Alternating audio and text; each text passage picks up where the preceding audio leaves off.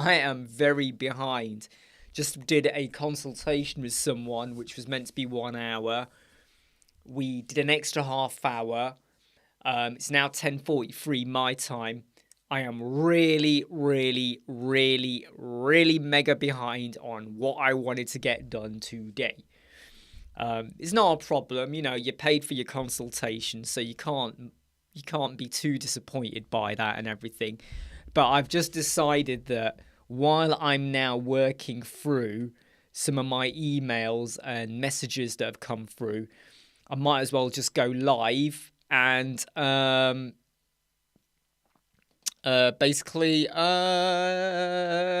just talk to you all. How are you doing? It is Wednesday. I hope you're all having a great time. I know I am. I'm just trying to get some basically I'm playing catch up at the moment. I'll tell you what though, it's at the moment it does feel like there's just like one thing after another at the moment, which I don't mind, but any attention I need to be putting into other projects and stuff is slipping by the wayside at the moment, which I don't like it when I know I've got other projects on and I'm not committing time to them, because it always plays at the back of my mind. And on Saturday evening, there's a bit of a family get together at my brother's house with his kids and stuff. I have to go. I cannot not go. I have to go. But I'm one of those people where I'm going, right, I'm going to lose 4 to 5 hours of my life. That 4 to 5 hours is pretty important for me in terms of stuff I want to get done. So, but that's just the way it is. Hey Pez, how you doing? Yeah, I've started early in case anyone is wondering. And the only reason I've started early is because I've got stuff that basically I'm playing catch up at the moment. But I thought, why not go live while I'm here with all of my wonderful friends like you? How are you doing? I had a call with someone yesterday at about 5:30 that went really, really well. They got a really good website using the My Listing theme built by them and their brother. Really, really good. Hey, Chilster, how you doing? And they needed a bit of advice, and I gave them some advice about their layout, how they could change things around. I also gave them some marketing advice as well, and I hope they take that on board. I made clear to them that I am not touting for business either. That's one thing I really wanted to stress out to them. I'm not touting out for business. And here's what I think they should do to help out their website. Hey, Rajat, how are you doing? How are things with you? I've just had a payment come in from a client, which is good, mainly because they owed us money.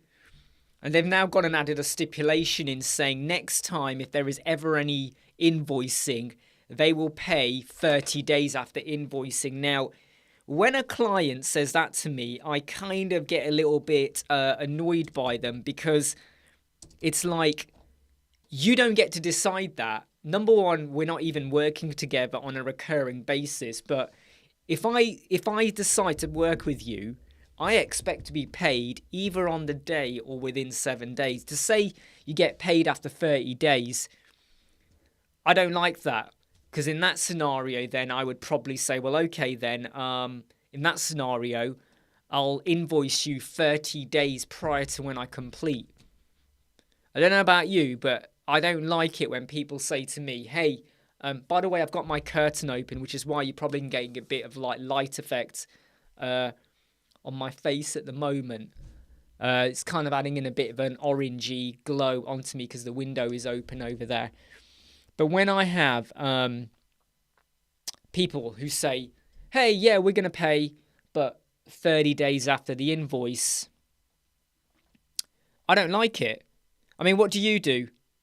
In that scenario, what do you do? Would you accept it?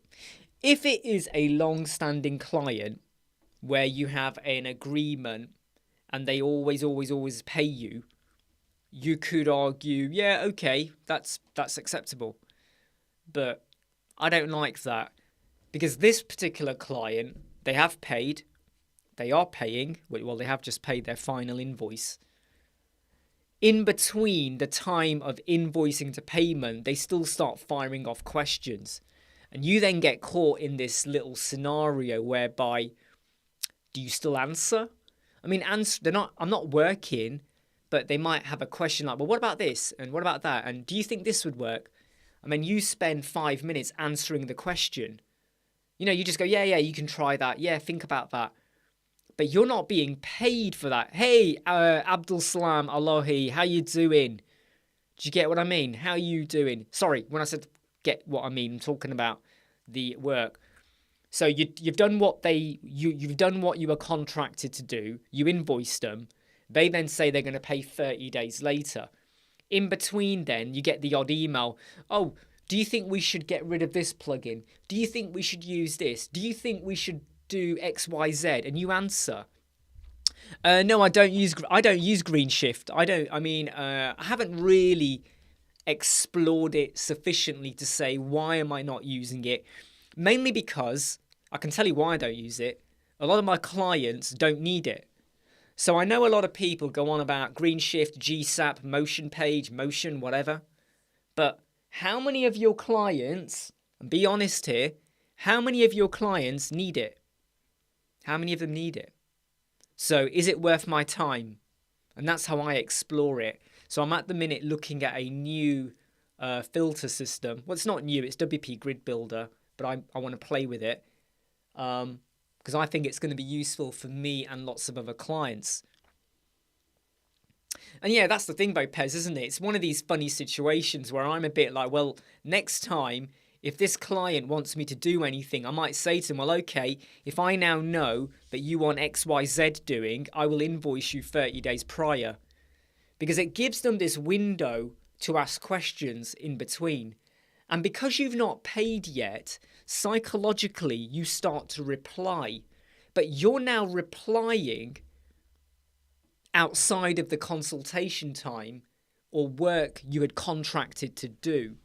And I find that to be a very snide way of getting extra work out of someone, especially when it's a big company. Hey, Gene, I've started early just because I am way behind and I feel like I could do an hour's worth of real hardcore work, an hour, boom, boom, boom, and then I jump onto the live chat. What I'd rather do is just do an extended live chat. Start early. Let's just do an extended one, and then when the live chat ends, I have got another consultation call with a client or a new client, sorry, at 4 p.m. So I'll have 3 hours to just focus solid on what I need to do. So that's what I'm doing. And I need to transfer some money into our business account. Just got to send some money to our business account. It's always one of those things you got to keep on top of. You know, when a client pays, I like to ensure that payment is transferred over. By the way, whenever your client pays, don't transfer the money into your bank account or your business account. Always leave it for a while in case you have to then go and do a refund or anything like that. Don't assume that everything will be rosy. So we got a new client. They paid on Saturday. We started the project Monday. It's now Wednesday. Things are going tickety-boo, really, really well.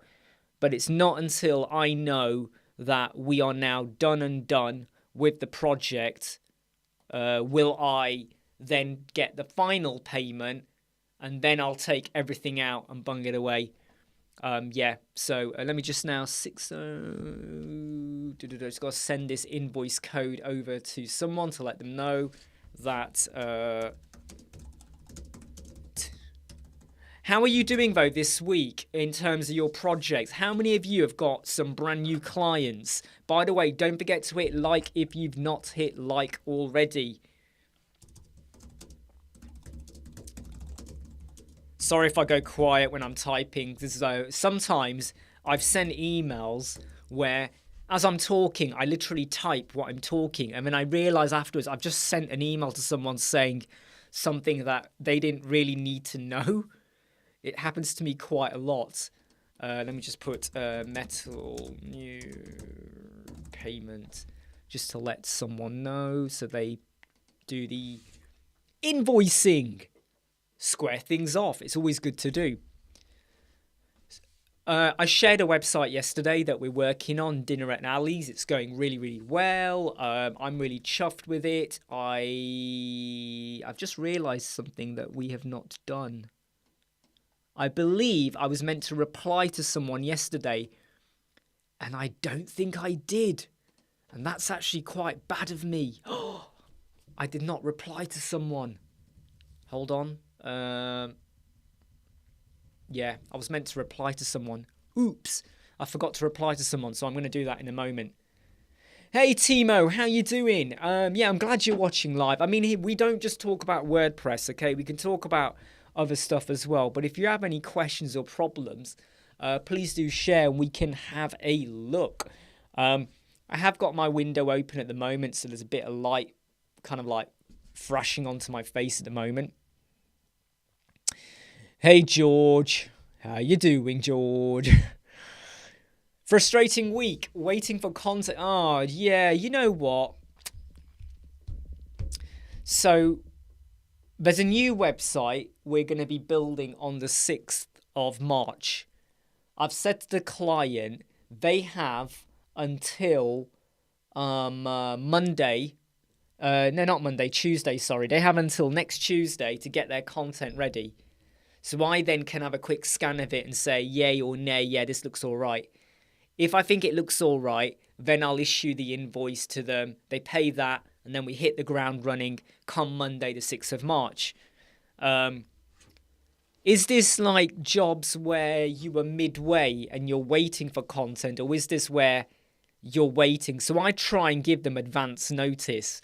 It also allows me to create buffer time. We would all love to be working on a brand new website every week. Every week, new website, new website, new website. We're working on a website today. Well, this week. I want to close it all off by Friday. That's the plan. I want to get it all done and dusted by Friday. Then next week, I can focus on the super course and other stuff. And then we start another new website the week after. Now, there's someone I spoke to yesterday who potentially may need a website. Very, very strong candidate. I am not going to start working on their website until middle of March, probably. And they're going to have to wait. Well, sorry, more like mid to end March. I sometimes, unless I know I can turn around the job in 1 or 2 days, I don't like to go from website to website to website to website. Because problems happen, complications, changes, revisions, and other stuff you have which is part of your marketing plan, your campaigning, your probing for different stuff, investigating. Video recording. I've not recorded a video now since Friday. And you might go, yeah, but Friday's not that far long ago. For me, to not have recorded a video since Saturday, Sunday, Monday, Tuesday, Wednesday, that's 5 days. I've not done a video. That's a long time for me. It's a bad habit as well. So Gene, these are jobs. The design was agreed. The template's built, ready to be populated. Yeah, I mean, I have to be honest, Gene. So I've been in that situation where I've taken a deposit. We agree we're going to start on Monday, and then I'm waiting and waiting and waiting and waiting. And I had another job starting the week after.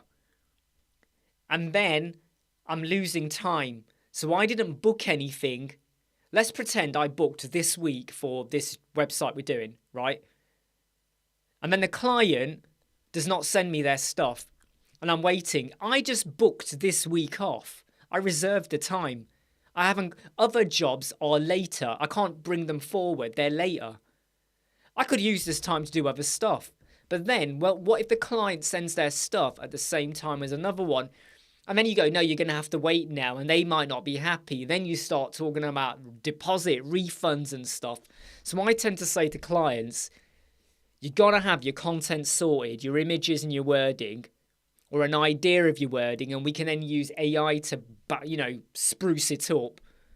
You got to have that ready so you know what direction we're going in as well. So I have an idea of how to get this idea to page before you pay me. In fact, I even say to clients, you do not pay me until 48 hours before we start. That's how I operate, and it works for me.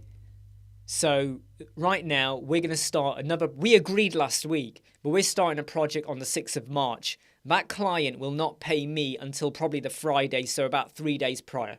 3 days prior, they pay. Not now, because I've said to them, from then until that date, which will be the 3rd of March, hey Dave Den, if you decide you don't want to work with me, you don't have to work with me. You're not obligated to me, and I'm not obligated to you. And they like that. I am telling them, I'll be there for you. I'll be there for you. I'll be there for you. 6th of March. Right? But I'm giving you a window of opportunity to change your mind, go elsewhere, whatevers. And 9 times out of 10, they always still come back. Abdul Salam, what software are you using to go live on YouTube? OBS. So I've got an iPhone, right? I have an iPhone XR. I go through this all the time. iPhone XR, simple camera, right? Connected by wire to my MacBook. I use the Shoot app. The Shoot app you can get for $8. Okay, there it is, the Shoot app. Shoot app, $8. Okay, look, it's now presenting. Look. You can see what's happening there, right? 4K quality from my phone to my computer. OBS, which is free. You then stream to YouTube, and away you go. No expensive gear here. No expensive gear here. You know what I'm saying? It's my wife's old phone. So I haven't bought a webcam now. I don't need to buy expensive webcams. The wire... Okay, the wire was $8 from Amazon. The app was $8. Lifetime. One-off cost. OBS for free. You can get it on the Mac and the window. YouTube streaming. You know. This is actually the most expensive thing. The microphone. This was a $120, I think, at the time I got it. It's the Fifine microphone. There's a bit of dust on it. It's the Fifine microphone. I like it. It's dynamic. So you've got to be talking into it like that. Yeah, I mean to do that. That's the angle of it. If you talk to the side, it's not so strong. You've got to be on it. But it means that any outside noise does not get picked up. Whereas condenser microphones, they do pick up humming noises. Because you know, if you stop right now, my MacBook is silent, but just stop. There's always a bit of a hum, isn't there? Out there in the world. There's always a little bit of a... There's always a little bit of this, like, little bit of a noise, right? Yes, I've just gone live today because I'm playing catch up. I'm just going to be replying to lots of emails and stuff like that. Stuff coming in. I'm playing catch up. I'm going to be using what we do, what I talk about today, because I'm going to talk about something, by the way, right? So don't worry about that. I am going to talk about something. And I just want to get stuff out the way before I hit my client's website hard, because there's still quite a lot of stuff I need to get done, but I've really got to work hard on it. Yeah, so I've got to reply to someone here. So one thing I want to address, and I'm not picking on anyone in particular or anything like that. If you are using Elementor or Bricks or any page builder, before you start designing websites, Great, I've got a doorbell. Can you give me a second? Someone's just rung the door.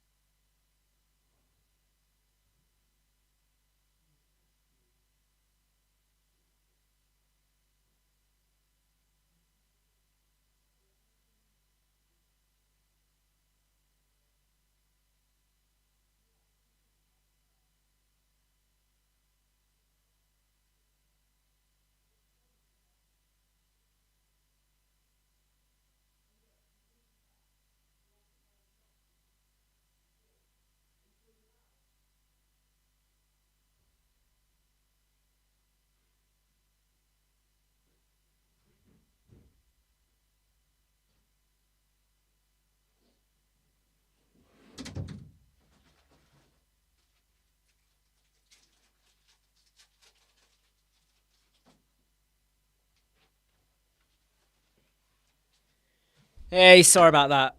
Door knock. You got to go answer them, right? You got to go answer them. Anyway, what was I saying? Yeah. So when you're using, Bricks 1.7 is out. Thank you for that, Dave. I need to go check that out now.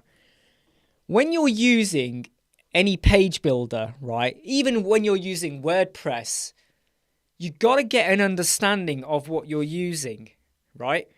It's not good enough to say, oh yeah, I'll build your website and we'll use XYZ, but you don't actually understand it.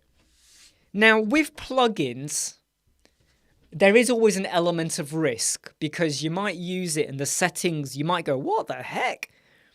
So one of my clients, or the one I'm working on now, she was going to use a recipe plugin.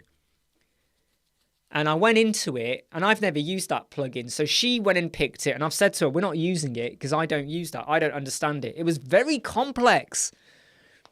Settings all over the place, and it was really complex. And I said, for what you're doing, you don't need this. Just build what you want in the post and then lay it out. Have control. This plugin restricts you. What if you want to have 5 images? You can't do that now. You can only have an image here and here. You're restricted. Just go through the native approach. But anyway, I digress. Don't get to it like. But if you're using Elementor, you should understand how to use it. So you create a new page, you must know how to hide the page title, how to hide the panel, how to do the pop-up setting, how to, when you go to templates, some people don't know that you can actually hit the word all to show all the templates. Some people still go to theme builder and pop-ups because they think that's where I need to go. Whereas I'm say, just go to the template page, open it in a new tab, hit all. Now you can see all of them. Look, you got 6 templates. Now they're all in one place. You jump around, all around in one place. Understand what you're building. Understand the tool. And the same can be said for WordPress. This is a protein bar, by the way. Because I'm hungry. And now I've got to eat just quickly.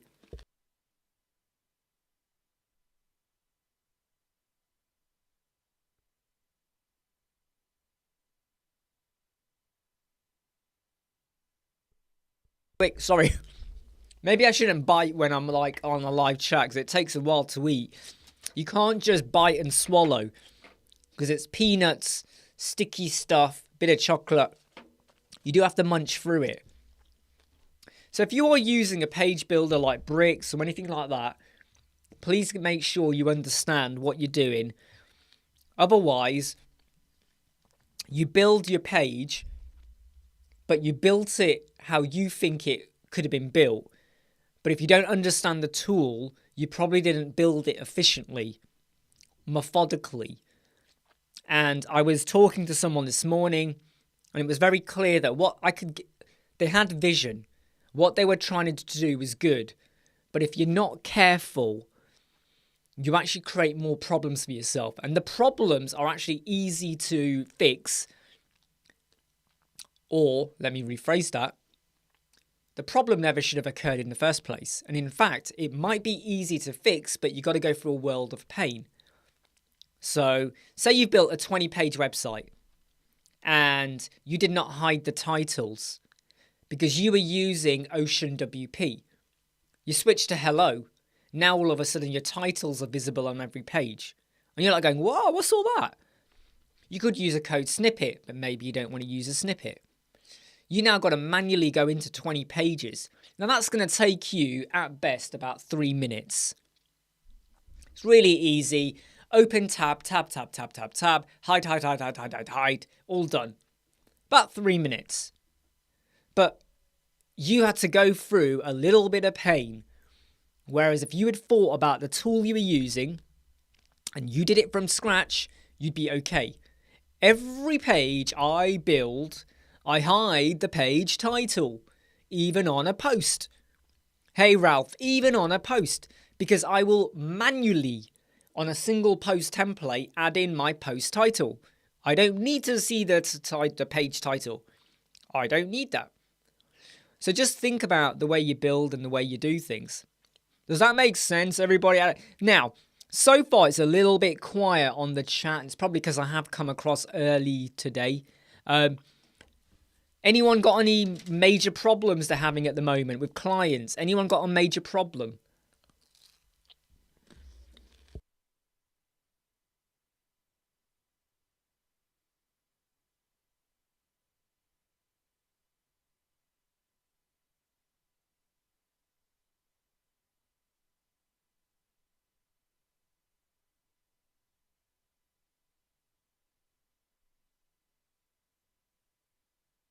Oh no, did I just send that post or not? I just sent an email to someone. I don't know if I sent the email or I deleted it. Damn it. So we've got still got quite a few potential client meetings coming up at the moment. One at 4 p.m. today. In fact, I can cross that one off. Got one on Friday, got one on Wednesday. Got another one next Monday, potentially next Monday, maybe. But it depends on if they want to definitely work with us or not. Hey, Paziev, you've got a problem with a client. What's your problem? What is your problem? Tell me, share it. What's your problem?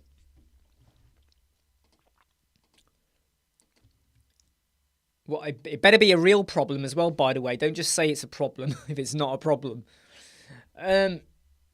Right, so someone has just sent me an email saying, oh God, it's just one of these spammy ones. It's really weird. In the subject, they've gone and put the word website URL. All right, shall I share this? See, no, I'm not going to share it. Why do I want to give them? Like exposure? In their subject, they've put website URL, and they're going, my name is whatever. I have a team of web designers. My team of, get this, my team of 6 people has a total of 15 years experience. What's that then? That's like what, 2 and a bit years? I don't mean to be funny here, right? But maybe one of them is 14 years and the rest are just 1 year. I don't know. Please share your website URL to discuss in detail. What the heck? What kind of spam email is that? Please share your website URL. Whatever. Wow, George. Brilliant. 1 gigabyte. Was that like images, posts? You know when they have revisions and you got all the revisions of the post and pages stored in the database. So Paziev's client does not have much experience with WordPress. And she expects the WordPress design that I make from scratch are supposed to be To be honest though, Paziev, can I ask you why you think that's not doable? So, I would say, yeah, building with Elementor, right? Okay, straight out the box, when you build a page, you should be building it, and then you do the tablet, and then you do the mobile. So my question to you is, why would it not be? Why do you think, though, from scratch, that you wouldn't be able to do that? Because I think she's right. You're not going to like this. I think she's right. From scratch, blank page, you build it for the desktop, your hero banner. Then you adapt it for the tablet. Then you adapt it for the mobile. Then you copy, paste, rejig it. Copy, paste, rejig it. If you've done anything for the margins or paddings or the typography, it will follow it through. Maybe you've used like a class system. Maybe you've used like a font clamp. So technically, she is right. So my question back to you is, what's worrying you? I'm not picking on you either, by the way, because it's a really good question and a frame of mind to be in. But what do you think is making you worried about what she wants? Because I think she's entitled to say that. In fact, In fact, anyone out there who says they're going to build a website should be building that. And that should be included within your costs. When I say to someone, yeah, we'll do that page for $1,000, let's just say, that includes the tablet and the mobile. That includes the tablet and mobile. Now, obviously, trying to get it to work for every single phone is difficult. That's why you can use Font Clamp to help you out with the margin and the padding.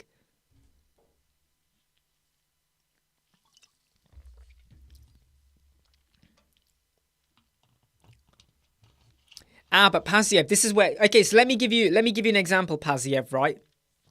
Let me give you an example, right? Let me just show you something, right? Let me show you something. Let me just show you something, okay? What you need to explain to your client is, did you explain to them at the start of the project what you are going to do for them? Did you explain? So let me show you. I said to my... I'm on the wrong screen here. Wrong screen, right. MacBook. Let me just get the right one in.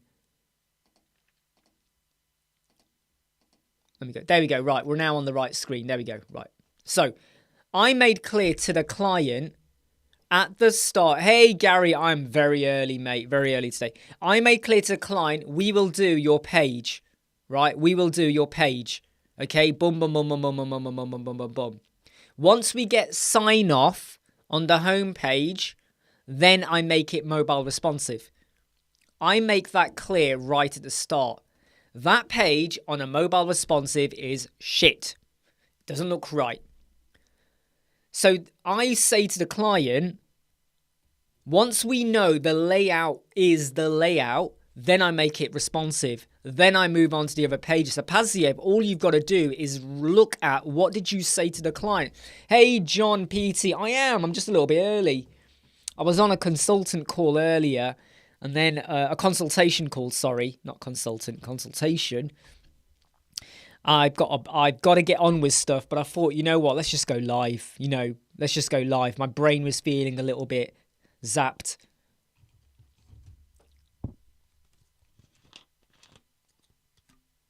Exactly, George. When someone says that, I've got 15 years experience and I've got a team of 6, I'm like going, well, you can't be doing that good then.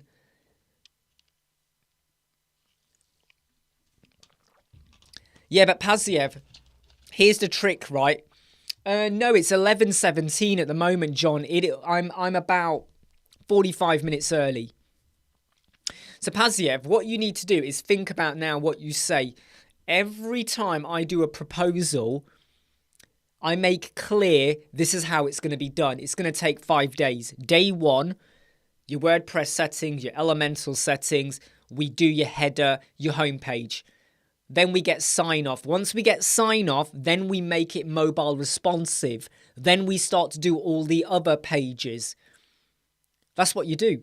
That's what you do. You make it clear. And if the client goes, no, I want it responsive straight away, I would say to them, fine, but then you don't get to do any layout changes because then I've gone and put in extra effort. I've done your design. Then I've made it mobile responsive, and then you go and change the layout. Then I've got to change the mobile responsive again. Then you go and change the layout. Then I've got to change the mobile responsive again. So what you need to say to them is, but you need to make this clear in your proposal and your email communication before you take the deposit. That's what you got to do.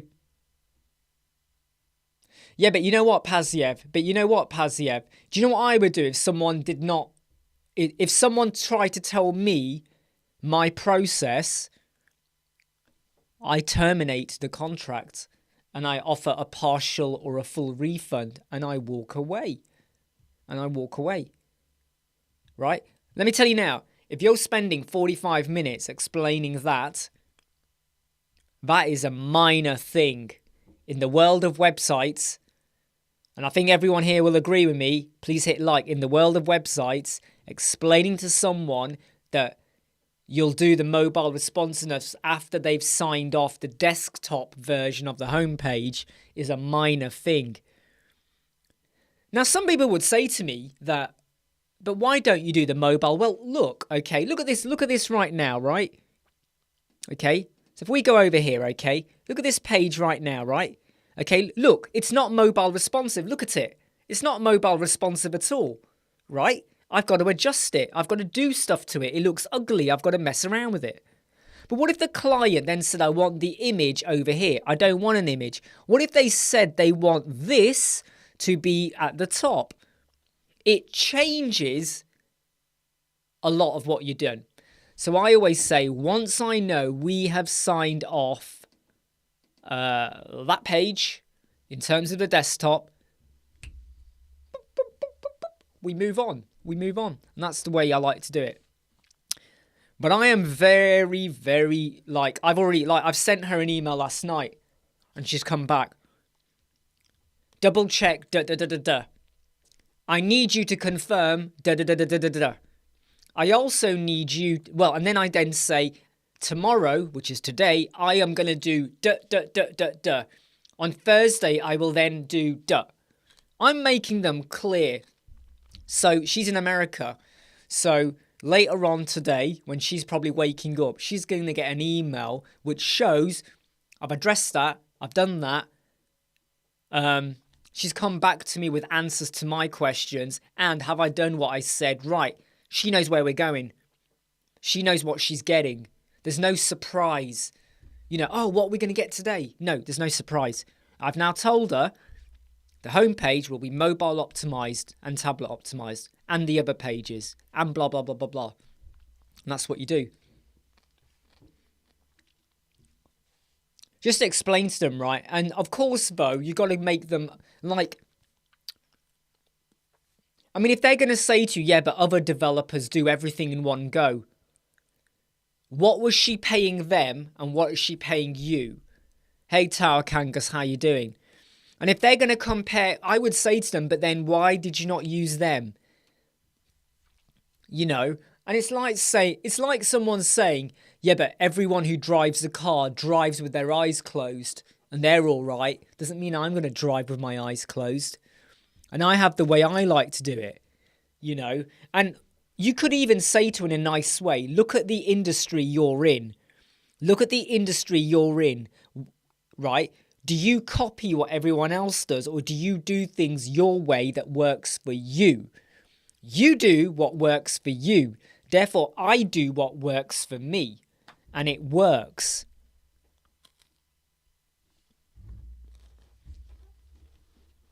Exactly, Paisley. These clients, they come and go.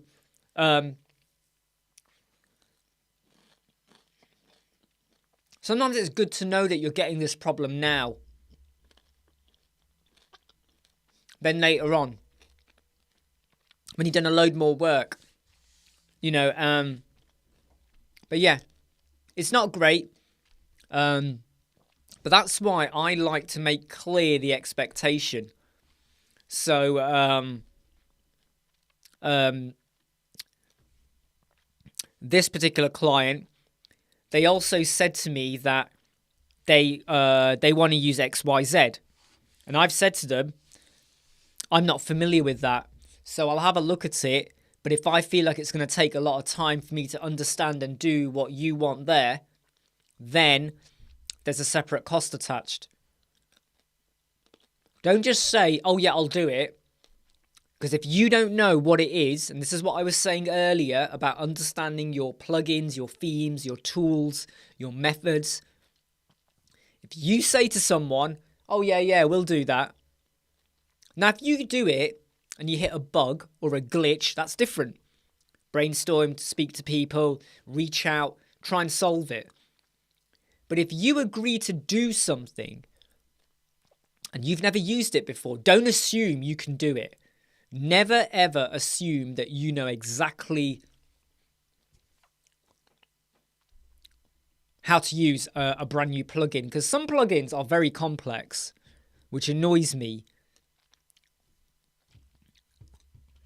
Yeah, and like Pez said, like Pez says, this is such a minor issue in the world of website building. If they are getting stuck on this issue, and you're going to know in 45 minutes, they might be like, you know what? Sorry, yeah, let's go with your method. You carry on. If, however, they do not budge from this, then I would basically say, well, basically, do you want to continue working with them? You know, that would be my question to you, is like, why do you want to continue working with them? What's the benefit to you other than payment? The stress this is going to bring. This is going to be someone who kind of goes, oh, I don't like the mobile. I don't like this. Oh, I don't like that image. I want this to be over there. And when you start to push back going, yeah, but that's extra work, they're going to be like, oh, the previous developer never had a problem. The previous developer did it. The previous guy, you know, bent over for me. They said yes to everything.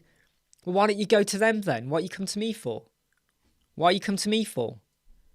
So you got to kind of stand your ground. And it's not about being difficult, but when you learn to push back a bit, you'll be fine. It's a massive lesson in life. You know, we've all been there. We have all been there where we regret going, yeah, all right, I'll help you out. And then you go, what? How do I do this? I don't know what to do. You're not alone, Paziev. Or Paisley even. I get it quite a lot still. You know, someone, one of our old clients allowed someone else to access their website and install a few plugins. Their website then basically got messed up. They then said to me, can I go and sort it out? I was like, well, yeah, just load a backup. Oh, but we got loads of work. Then, okay, well, you're going to have to like reverse engineer. But we still want that plugin to work. And I was like, I've never used that plugin. You'd have to pay me to understand it, then pay me to try and make it work. But I won't commit to making it work until you pay me to understand it. And then I'll tell you if, yeah, I can use it or not. Oh, but but you work with websites. Like, yeah. So what? That's like saying, right, to a builder that builds roofs, oh yeah, you can install solar panels. Maybe they can't. Just because a builder can do a roof, they might not be an expert in attaching solar panels. You know, and that's the mentality that I think we get quite a lot these days. You know, so it's just one of these things where you have to kind of educate them to understand, like, you're assuming that we know everything, and we've never said that. We've never said we know everything. Yeah, and like George says, you're not alone. As Michael Jackson said, you're not alone. Coding Camp, I want to ask how I can speed up my website because my images are loading late. Okay, fine. Number one, we don't know enough to help you out. That's the God honest truth. How big are your images? Are they WebP? How big is the image on the page? Like 300 pixels wide. But your media library is 2000 pixel wide. How big's the image? Is it WebP? What's the file size of the image? Give me that. Tell me the file size of the image. Not just the pixels, but what is the file size? 10 kilobytes? Half a megabyte? 5 megabytes? What's going on there? And if you want to know about a well-coded theme, just use hello. You don't need to use blocks. You don't need to use complicated themes. Build it out. Build it out. Okay? Because you're going to have more control over what you're doing. Ahmed Masood, how can I get the best deal for WordPress plugins? You Black Friday, mate, or you contact a developer. So Coding Camp, 20 kilobytes. That's pretty small, so you shouldn't have an issue. You know, maybe, have you got lazy load? Is it lazy load, Coding Camp? Maybe that's what it is. It's very difficult because I can't see the website, so I can't really answer it. Hey, Dipanshu, how you doing, mate? Renato,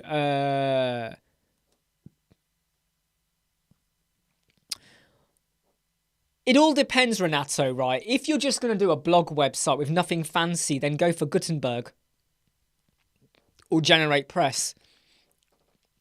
If, however, you're going to do something fancy with the look of it, then Elementor or Bricks.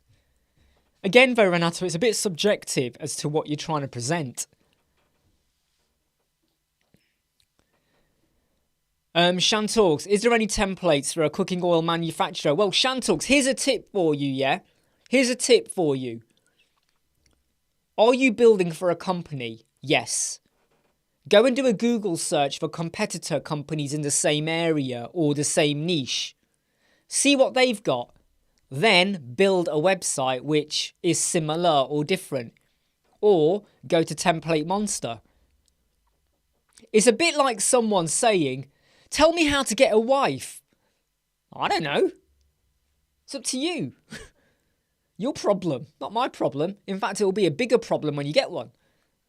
Even with a husband, partner, anyone. Okay? So I would say, go and you're building for a company. Who are the competitors? What are their websites? Go and look at Template Monster. Go and look at manufacturing company websites. Just look at websites. Look at the content. Look at the images. Look at the wording.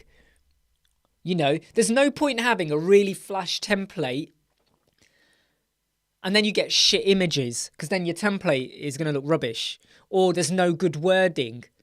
So the question a lot of people ask, and I always get a little bit not irritated, is you obviously don't understand your client or the website you're building. I'm going to put it out now. I'm going to put it out there. If you're asking a third party like me, what can I use to build out this website? You don't understand your client's brief or the content. Because you could find an amazing template, but when you take the images away, it's a very basic template. So many templates out there are driven by the power of the image. Take the image away and it's like text, bit here, bit there. Oh, is that it? You can build it yourself. But you are influenced by the content. So if you know the content, you look at the competition and then you'll see. Dipanshu, basically it was because someone used one of my videos and they created an AI PRM website and I was getting the blame for it because someone took one of my videos where I talk about the plugin or the Chrome extension. But it's all resolved now. It's all resolved. Okay, Coding Camp, if I'm really honest here, okay, your hosting is a little bit irrelevant. But it's a little bit like, I don't know how you've been. I mean, do you want to email me with a URL? If you email with a URL and tell me the page and the image, so send me a screenshot of the image and the page and you email me with the URL, I'll go in and have a look. Because if you've got lazy load will cause your image to load slowly. However, I can't get into your head. So it's info@websquadron.co.uk, or you can just send us lots of money. All funds are accepted.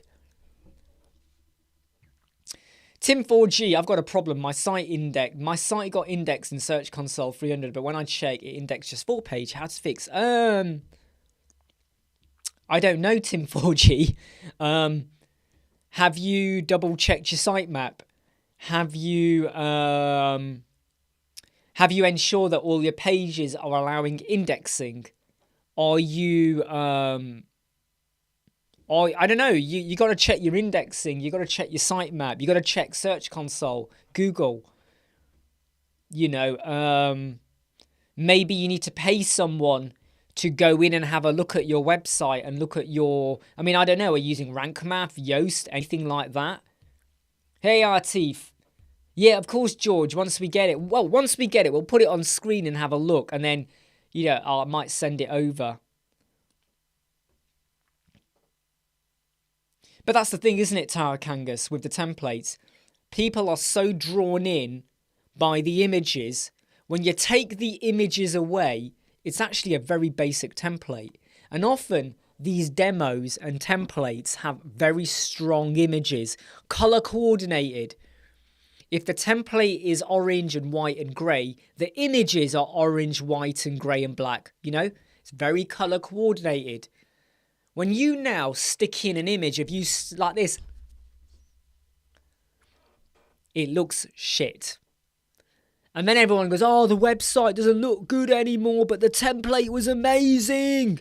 Yes, because of the content and the images. Hey, Matty Check, I don't use green sock. I don't use green stripe, green shift, GSAP, your SAP, Eurosap, Uranus. I don't use motion page, mainly because my clients don't need it. So because my clients don't need it, I don't need to invest a lot of time in it. And that's the truth. If you're using Rank Math, you will have instant indexing on there, so you can use that as well.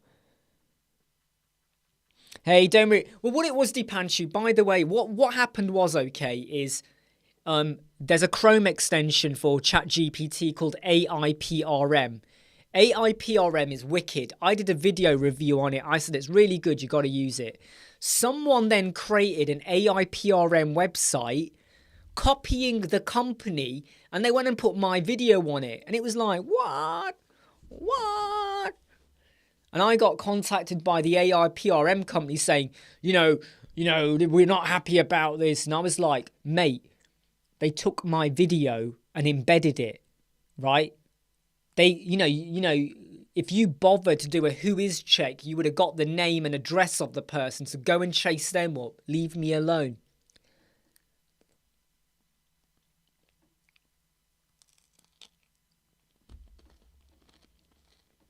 Well, George, I spoke to someone yesterday saying they're speaking to an SEO expert team. And I said to him, can you find out what they're going to do for you? Because if all they're going to do is social media posts, you can do that yourself, right? Are they going to do your keywords? Because basically he said to me, he'll get me to build the website, but he'll get them to handle the SEO. And I said to him, what SEO? And he goes, oh, marketing. I went, right, you need to check. Is that company going to do your keywords, your key phrases, your sitemap, your indexing, your search console, your Google Analytics? Are they going to do that? And he was like, oh, I don't know. Oh, this is too much. And I went, this is what you need to check. Because if they are an SEO marketing company who have said to you, yeah, get your website built and we'll handle your marketing. Hey, grandpets.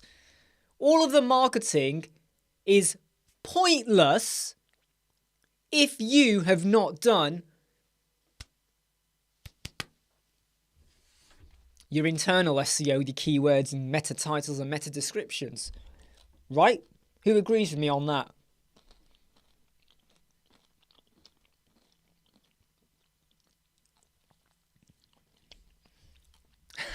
Just reading what George said there.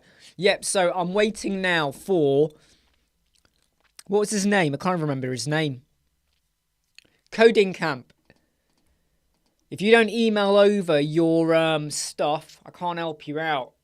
I cannot help you out.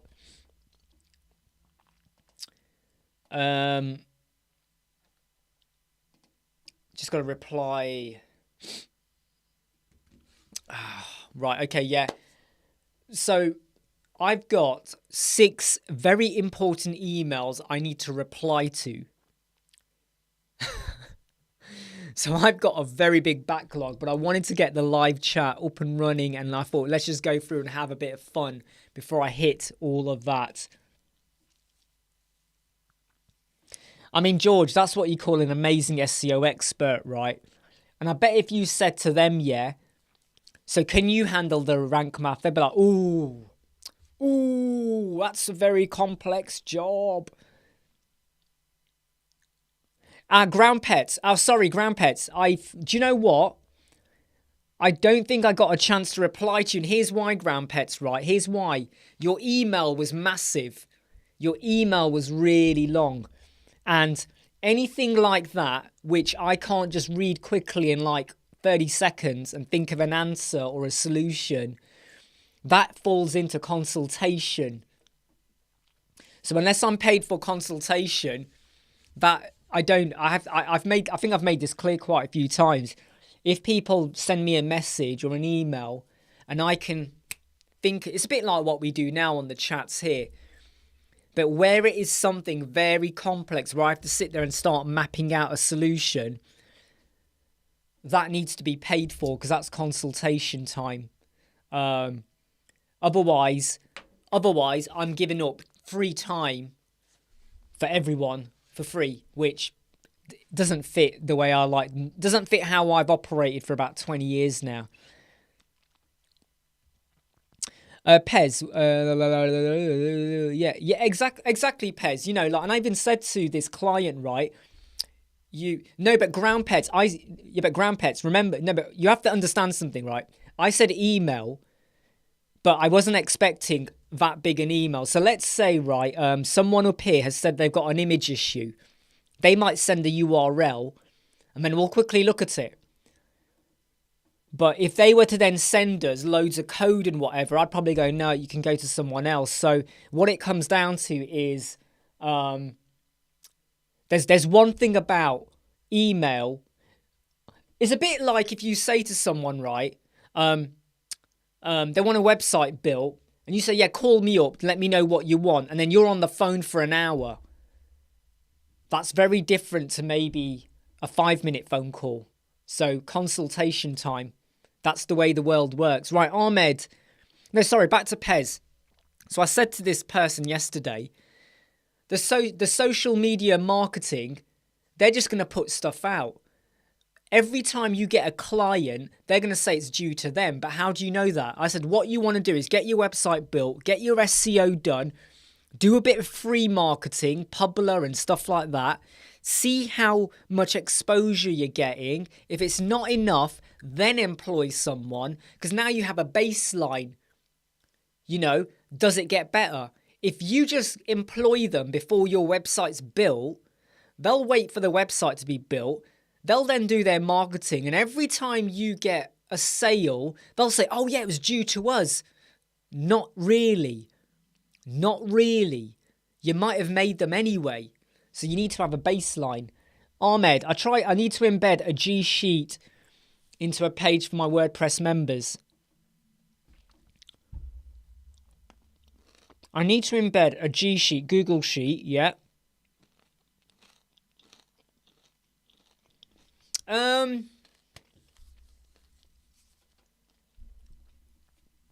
I don't want to advise on a plugin for that, but there are some out there, so you're going to have to do a Google search on that. Go to Google and Google WordPress Google Sheet submission. Change your results to be the latest month. Hey Mel, how you doing? Latest month. See what your results are. And then you'll find an answer there.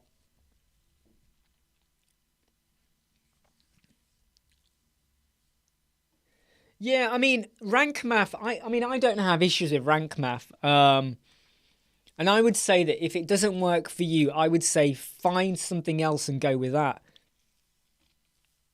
Wow, Abhishek, 30 websites from GoDaddy to SiteGround. You better make sure you're getting paid good money for that. Well, Dipanshu,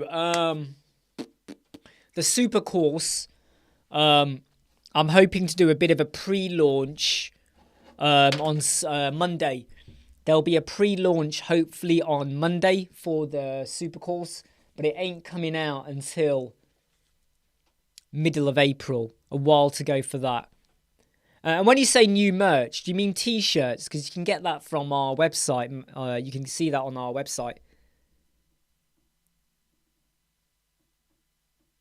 Yeah, again though, ground pets. Well, you have to understand, okay, I'm not trying to be difficult here, but if you ask someone to do a video for you, and that person then has to spend time brainstorming, researching, testing a way to do it, then they got to build it, then they got to record it and edit it, I could lose one day of my life.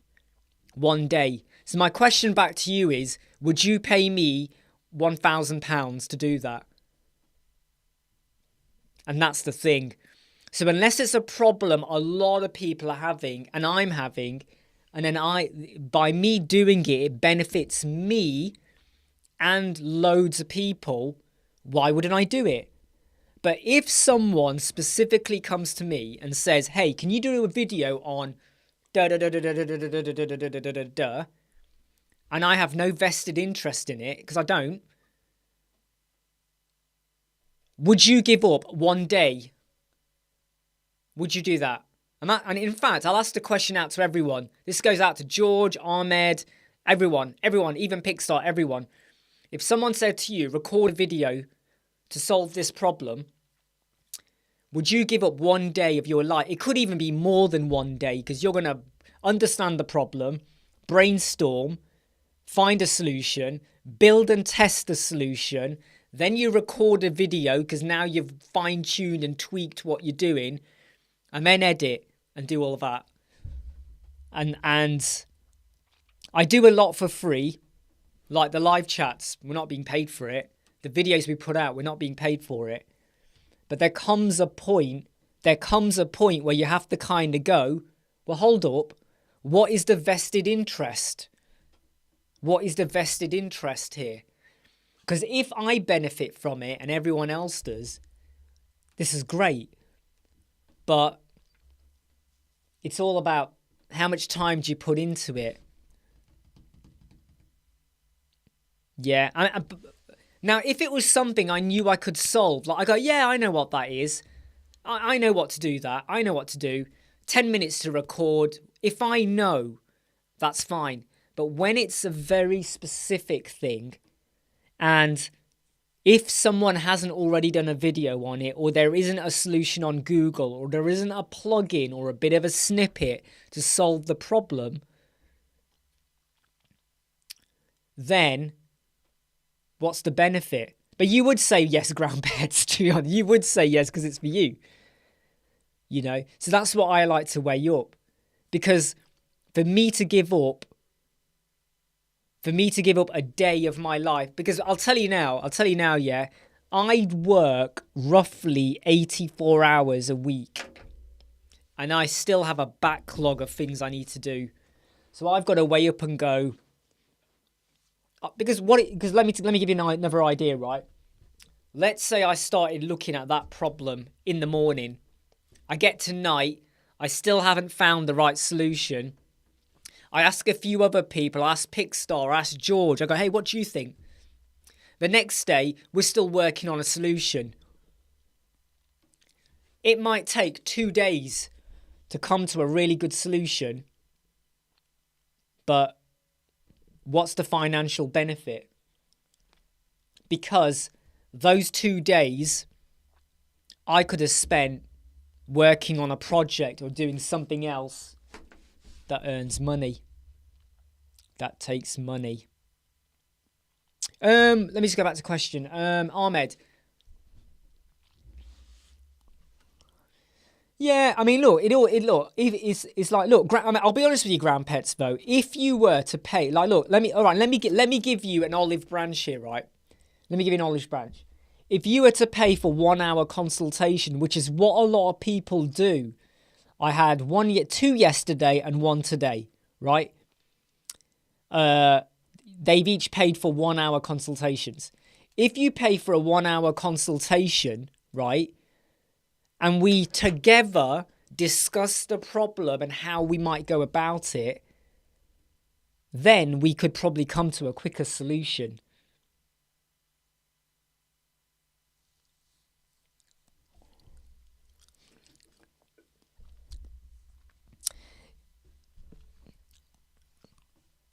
Yeah, but ground pets, one day I will redo the videos, but I think you can say that for loads of people.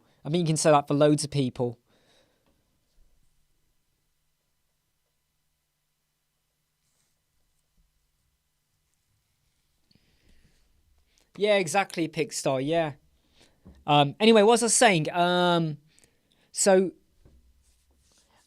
and in some way, what I've just been speaking about for the last 10 minutes, I think you can relate to a potential client, right? So let me give you an idea here, right? Let me give you an idea here. This is a client. Hey, Mark, here, this is a client who wants a website to do X, Y, Z, right? This is the client who wants you to do a website, right, that does X, Y, Z. They ask you, so this is you, this is the client. Yeah, are we clear? And you're not sure of what to do for what they want, but they want to use you, but they need specifically X, Y, Z. Would you spend 2 days looking at plugins, themes, solutions, whatever, to get their job done before they pay you? What would you do in that situation?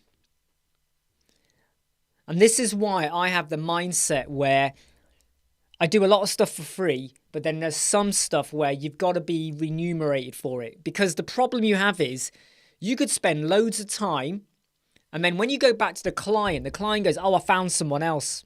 I found someone else. I'm not going to use you. Oh, great. Is that what I need to use? And they go elsewhere. So you got to kind of weigh up, like, how much time do you spend on looking at problem solving a solution? I mean, if this is someone who is adamant that they're going to work with you, if you can sort something out, then maybe you might want to look into it. But that's because you know there's a financial reward at the end of it, payment, or some form of payment. But I don't know about you, because we did it when we first started off. We spent a lot of time investigating solutions for a client. We got paid nothing for it. A lot of time. And the lesson you learn is you don't put in a lot of that time now. You just don't. Because there's bigger and better things to do. During a consultation, Michael D, I advised there would be research for a solution that would be built. And they were like, you should already know how to do that. I said, then go. Yeah, exactly, Michael. This is the thing, right? Okay. If you take Toyota, who build cars, and they decide, oh, we want to do hydrogen fuel. They can build cars. They can do electric cars. They can build cars. But they want to do special hydrogen fuel now. Maybe they already do. They're going to have to pay someone to come in and problem solve how they can do that. No one is going to walk in and go, yeah, let me help you out for free. That's not how life is.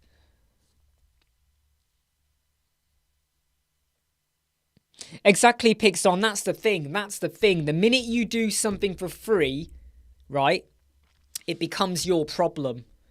Oh, but can we tweak this? Can we tweak that? Can you do that for me as well? Oh, that's great. But when you... So, look, let me give you an idea, okay?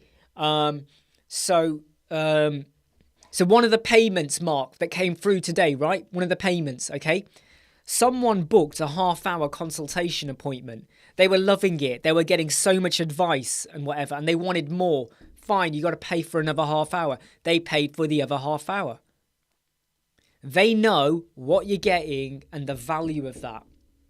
What I didn't do is say, yeah, let's have another half hour for free. Because then I have devalued the original half hour that they paid for. And then next time they'll come back to you. Oh, what about this? What about that? Oh, yeah, I'll book you for half an hour. They'll pay for it, but they'll have a 1 hour phone call. When do you draw the line? Where do you draw the line? How much do you keep giving away? It's like someone going into a shop, right? And they order a double cheeseburger. They eat half of it and they go, oh, you know what? I really love that, but I've eaten half of it. Can I have a brand new one? And McDonald's go, do you know what? On the house. Here's another brand new one. Yay! I paid for a double cheeseburger, but I got 1.5. Yabba dabba doo. That's not how life works, right? That does not how life works. Because when you give away too much for free, people don't like it. And then people get offended. Oh, why not? Why can't you do that for me? I stay away from anyone like that. Anyone that starts to make me feel like I owe them something, get out of my face. Don't associate with them. I don't work with them. Because I value my time. I value the time I spend with my son. I value the time I spend with my wife when we're catching up on Netflix or TV shows and movies. In fact, that's the only time me and my wife talk these days, when we're watching TV. In the morning, she's doing her stuff, I'm doing my stuff, busy, work, come home, da-da-da-da-da. We only actually properly talk when we're watching TV. Michael, I had a task to research a plugin in my proposal and charge, but the client was not happy and was worried if the research... But that's just it, isn't it? So what I would say, Michael, is here's the analogy I would use, right? I would say to them, if you were in a business and you wanted to achieve X, you got a business, you want to achieve X, you hire a consultant. That consultant will work, but they might not achieve X, but you still pay their time. Just like if you say to your client, Michael, say this to your client. If you pay for a social media marketing expert, who does 10 posts a day, that does not mean you're going to get 10 sales a day. You might not even get one sale. So if you pay someone for 1 week to do 10 social media posts for you, that's 70 posts, you might not get a 0 sale, but you're still going to have to pay them for it. You're still going to have to pay for it because you're paying for their time, right? And that's what you got to get them to understand. Time, value time. Say to them, if you were using a social media marketing expert, right? They don't guarantee what you're going to get, but you still pay them for it, right? It's like when so if they can't get that, then I would say don't bother with them. Don't bother. Atif, sorry to hear. Have the kids got anything similar to what you had?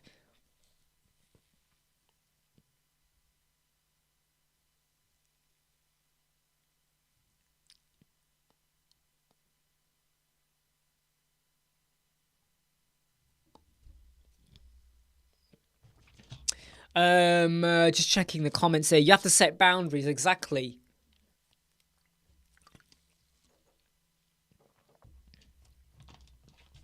And it's an age-old conversation, isn't it? I always say that I like to go above and beyond.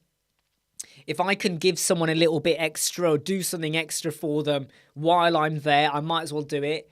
I don't mind, going, yeah, I did this for you as well while I was there. And I made sure this worked better. And I know we agreed on X, but I thought it'd be better if we do this as well. And, they feel a bit more valued as well. So I don't mind. I think the light from here is kind of shining on me a bit too much. I'm just going to shut this window a bit because we're getting a bit of too much light glow on my... I've got the curtain open, by the way. So I will always... if I can, where it doesn't cost us a bit of too much time or effort, do stuff a little bit to help a client out. But when the client or anyone starts to ask for too much, you've got to draw a line. And this does tie into something we were talking about last week and earlier in the week. If you do too much research for a client and they've not paid you, they can take your hard work and walk away into knowledge. They can go and speak to someone else with knowledge. You are probably more knowledgeable as well. Now you understand a new way of doing something, but you walk away with just knowledge. Which you might say is valuable, but it might not be valuable because it might only work for 1 or 2 clients. So you got to think about what you do. And Ahmed is right. It's about customer expectation. And like what we were talking about earlier, this client I'm working with now, I made very clear to them and they understand it and they're okay with it. We do your homepage. We tweak it where we need to. Once we know you're happy with it, we do the mobile version. We do the other pages. Now we know what we're doing. What we won't do is give you a homepage that is also mobile responsive. Because what if you want to change the layout? Well, now I've got to go do the mobile again. Oh, you changed it again. Now I've got to do the mobile again. It's a lot of back and forth. A lot of back and forth, right? Now, if you want me to do that, remember what I said yesterday. Do you remember what I said yesterday? When I gave the quote to the client, we gave a quote. It's not 5,000. I'm just putting up 5 fingers, right? Percent. 20, 40, 60, 80. No, 20, 40, 60, 80, 100%, right? We gave him a price. But then I said to them, if you allow us to only do 1 run of tweaks per page, so minor revisions, right? 1 run. Okay, you can't keep going, oh, can we do that? Can we do that? Can we do that? No, 1 run per page. Your cost goes down by 20%. It goes down to 80%. Because I know the budget was going to be too high for them. So here's the full cost. But even then, you're limited as to how many tweaks and revisions you can do. But if we want to really bring it down and go, we build, we tweak, boom, right? Per page, your cost goes from that to 80%. They know what they're getting. Hey, Pickstar, I think you've said hi to most people. They know what they've agreed. So if they come back to me and go, oh, I want a bit more doing on the homepage, after we've signed off, I go, fine, yeah, but now there's an extra cost for that. So that 20% I took off for that page. In fact, in the proposal, I even spelt out the cost per page. Here's the cost of your homepage. Here's the recipe page, favorite page, contact page, blog page. Here's the cost. All of them reduced by 20%. You now ask us to do loads more tweaks and there's a limit as to how many we do. That 20% cost is added back on. They know that. I made it clear to them. They know what they're getting. Every night I'm sending them an email. What's the update of what we've done today? What do you go and check? I have a question for you. Here's what we're doing tomorrow. Every day they get that run from me. They know where they stand. There's no second guessing. There's no, oh, is Imran working on it? Oh, what changes have happened? Oh, I asked him to do X, but I can't see that yet. Where are we? We have I said to them the website is going to be 6 to 7 days. I think we'll be done in day 5. It's always good to have a bit of buffer time, and that's what you do. You kind of said hi to a lot of people though, Pickstar. You did. You normally do, so you're pretty good at that.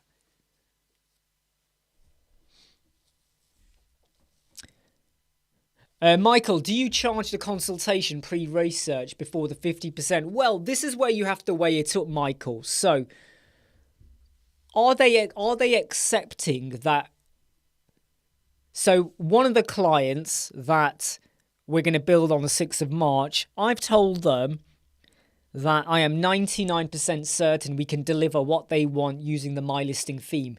There is a chance, though, we might not be able to do X, Y, Z, but then we're going to have to compromise, and they get that, right? If, however, they wanted me to spend more time looking into it, then I would say, okay, here's the cost of the project. Here's the extra for the research that is paid in advance. And if we go back to the analogy I gave you, okay, we go back to the analogy. I can't remember what the analogy was now. What was the analogy? It's gone out of my head now. It's not the one about the office, the consultant. What was it? It's about paying in advance. Oh, social media marketing. That's it. Hey, Andrew. I hope everything's all right, mate. It's a very nonsensical statement for me to make, but I hope everything's okay. Social media marketing, Michael. You say to them, you would probably pay in advance of someone creating social media posts for you with no guarantee. Yes, you will get 10 posts a day. There'll be images, branded, whatever. But there's no guarantee that any of them are going to hit. There's no guarantee they're going to stick, convert, anything like that. But you're still going to pay them. The same thing applies here. So you break it down. What's the essentials of the project? Are there any desirables like SEO? You can have it or not. It's up to you. Is there anything that could happen before? But it's up to them. You know, you can't guarantee the solution will work. Maybe, or whatever, but you got to look into it.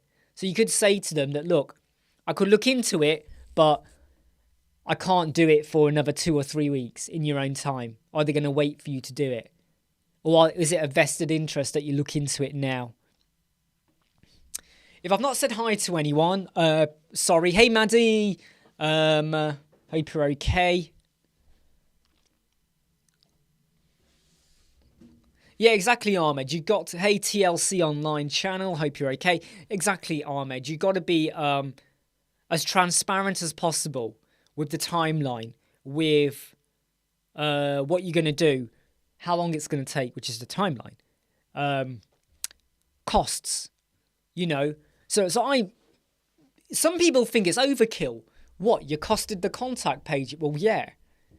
The contact page was the cheapest page of the entire project. However, even though it was the cheapest, it wasn't cheap because there was still some work to do. They wanted a sidebar, they wanted a bit here and a bit there going on. It wasn't just a contact form. No, there was a bit more going on. There's a cost. The blog page, there was a bit more going on it than just a blog archive. There's going to be a cost because we're going to have a filter system. There's a cost attached to that. The homepage, what we're doing to it. So spell out what you're doing and how you're going to do it. Yeah, I had a feeling, Andrew, that, you know, I'm pretty sure the group will bind together to understand, to respond, to make sure this never happens again, if that is in people's control.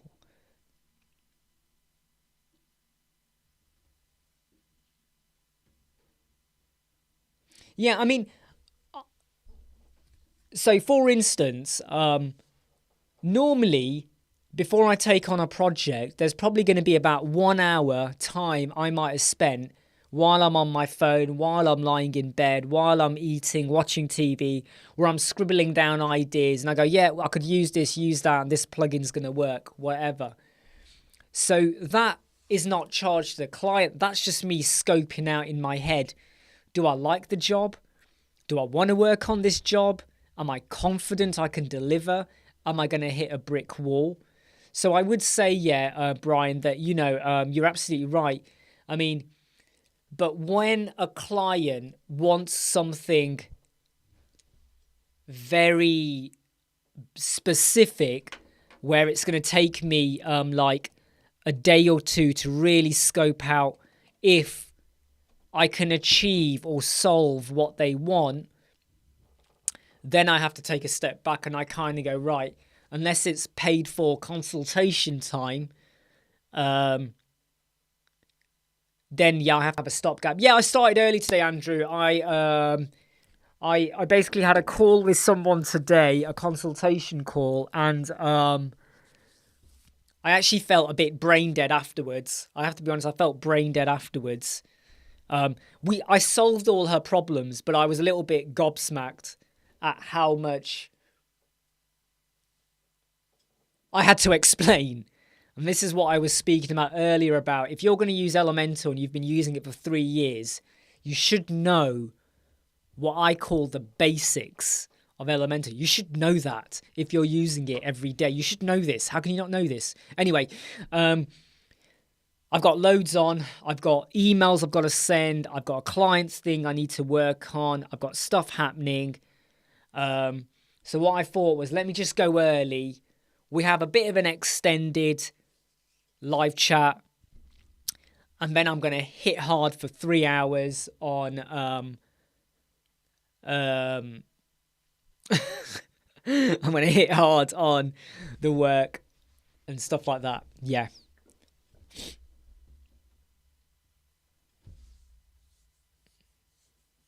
Yeah, so look, I mean, what I would say, Andrew, okay, is in terms of, look, let's talk about marketing. Can I just go and get a drink? Can I go and get a drink? I'll be back in 2 minutes. All right. In fact, to help you all out, I'm going to play a little bit of music. So here's a bit of music. I'll be back.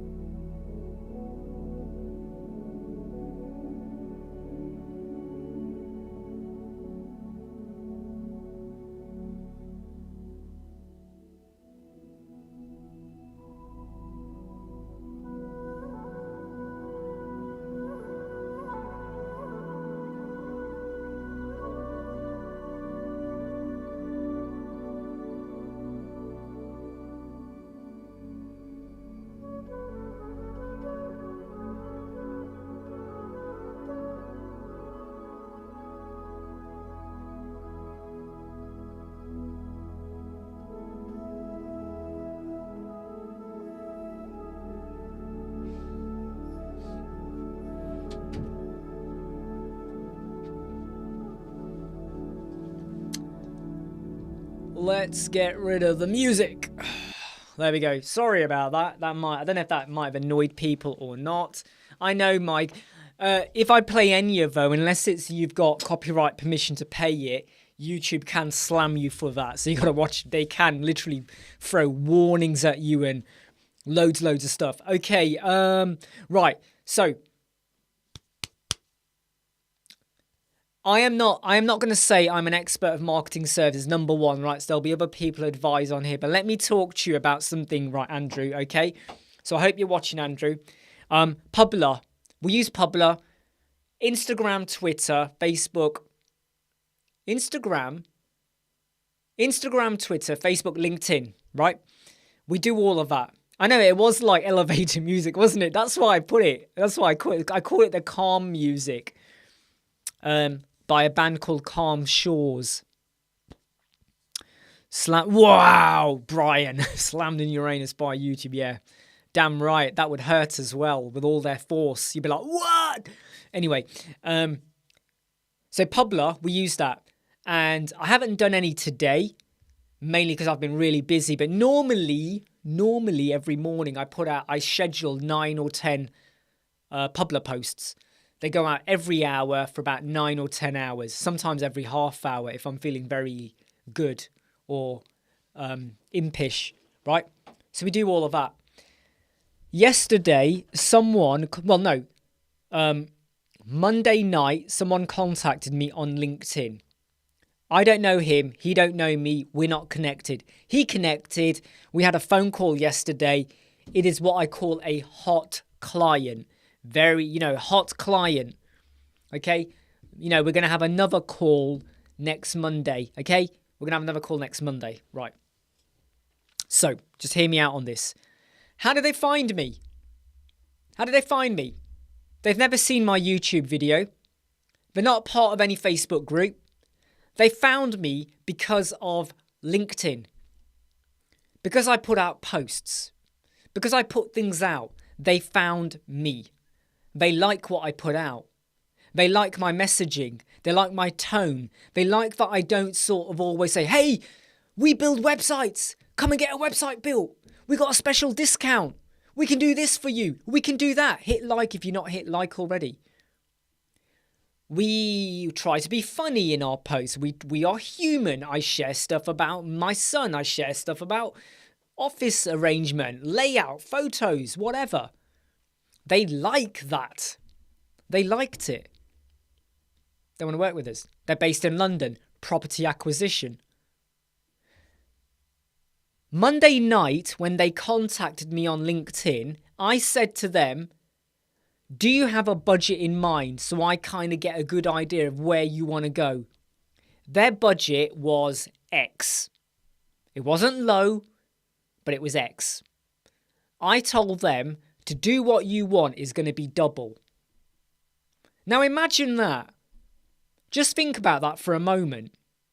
I've just gone in with double their budget. I don't even fully know what they're after yet, but I'm saying roughly double. They still want to work with me because of the messaging, and when we spoke on the phone for 10 minutes, I was not hard selling. I said to them, have you thought about your domain and hosting? Have you thought about that? You might need to do this. Do your homework on XYZ. Think about your colour and your photos. We could help you out with that. Social media, marketing, where are you going?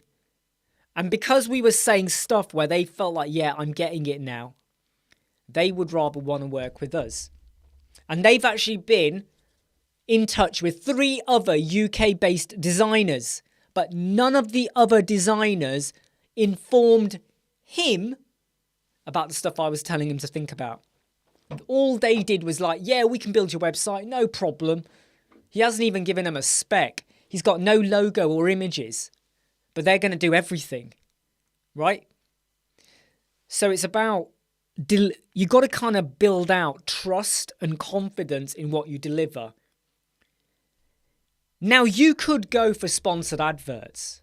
It works for some people, not everyone. You can do Google adverts. There's nothing wrong with it, but if you are very active in joining groups, in responding to comments, on other people's posts, getting stuff out there, not just, we build websites for $60. Woo! You don't just do that. We build the best websites on Uranus. None of that. You got to think a little bit differently and out the box and show you're human. You will make connections.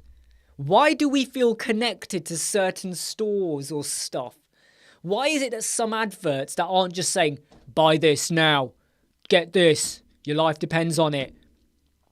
Some adverts don't even really tell you to buy anything. They just showcase stuff. And it pulls us in. When was the last time you watched a McDonald's advert where they go, buy this burger?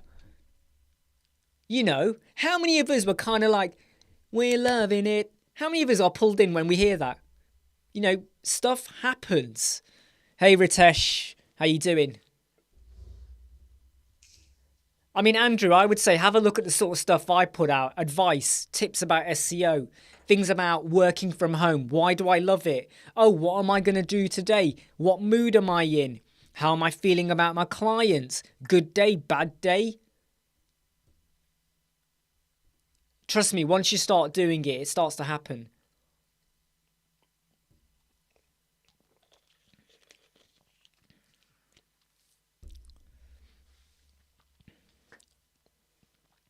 Yeah, I mean, by the way, Brian, I want to say thank you for your comment, and John for raising it.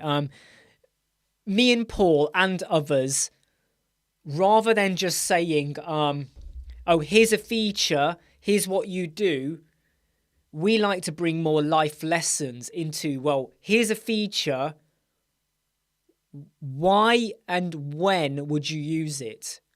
Or why would you not use it? Why is it not worth it? The same with business, the same with handling problems. We have problems all the time, but we also have good problems. What is a good problem? It's a problem you can sort out straight away, right? It happens. Would I build their logo if they needed one? Yeah, Andrew, if they needed one, but there'd be a cost attached to that. If they want something really funky, I will advise them on people to do it.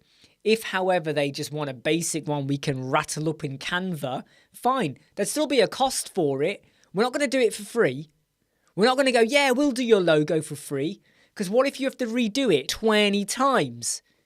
Oh, change that. Oh, change this. Oh, Photoshop that. Oh, tweak that. Get rid of that. Smudge that. Wipe your backside on that. Where does it stop? Well, at the point they say wipe your backside on that, you probably want to stop there. Can ChatGPT destroy Web Squadron? Not really, no, because it's still not really, Ritesh. I don't think so. I mean, websites are still going to need... Look, all of the AI website builders right now build very basic, bog standard websites. None of them are Flash. You still need the human element in there for a good time.